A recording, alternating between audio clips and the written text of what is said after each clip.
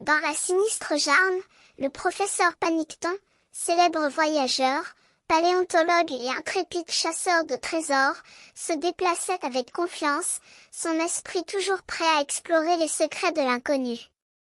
Il traversait les bassins sombres, ses sens en alerte, comme s'il pouvait lire les messages cachés dans les eaux troubles.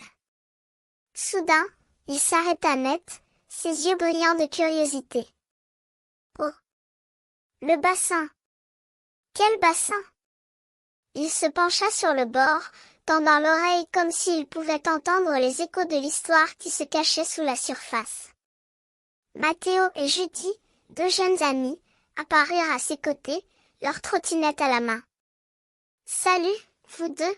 lança Panicton, son sourire espiègle. Les deux jeunes se regardèrent, un peu perplexes, avant de répondre. « Ah! Oh! Oh! Il m'a vraiment porté chance !» ajouta Judy, sa voix tendue. Panicton sourit, convaincu qu'il venait de trouver un indice important. Il se tourna vers Mathéo et Judy, qui semblaient perdus dans leurs pensées. « Je comprends que vous soyez venus faire des figures de trottinette, mais pour moi, c'était bien mieux quand tu as inventé des histoires, Judy. » Il émit un rire léger.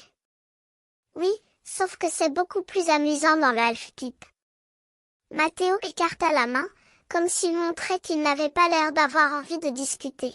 « On discutait, on vous a une pause, quoi ?» Il y eut un silence embarrassant, avant que Panicton ne relance la conversation. « C'est pas vraiment, Mathéo ? » « Oui, moi, c'est que t'as trop peur pour y aller. » Judy fronça les sourcils, inquiète. « D'accord, j'ai peur, oui. C'est vrai, j'ai pas osé ailleurs. Mais, Mathéo, lui, il est là. » Elle lança un regard vers Mathéo, qui semblait immergé dans ses pensées. Panicton se pencha, son visage illuminé par une idée. « Non, tu rigoles, je l'ai jamais fait. C'est super impressionnant quand tu te retrouves au bord. Franchement. » « Oh, non. Jamais, je ne le jetterai là-dedans. Jamais, même pas avec mon porte-bonheur. Oh, non. Waouh. Oh, non. Waouh. Waouh. Waouh. Waouh. Oh, non, c'est trop fort. Comment il fait ça? » Les mots se bousculaient dans l'air, comme si la peur et l'excitation s'étaient mises à danser autour d'eux. Les trois amis se regardèrent, leurs yeux brillants de curiosité et d'appréhension. Soudain, Mathéo s'élança dans le half-pipe, sa trottinette glissant sur les eaux sombres. Panicton et Judy s'approchèrent du bord, leur cœur battant plus vite. Ils virent Mathéo faire des figures de dingue, exécutant des sauts et des glissements à la fois incroyables et terrifiants. L'air était étrangement silencieux, comme si la nature elle-même était suspendue à l'issue de cette aventure.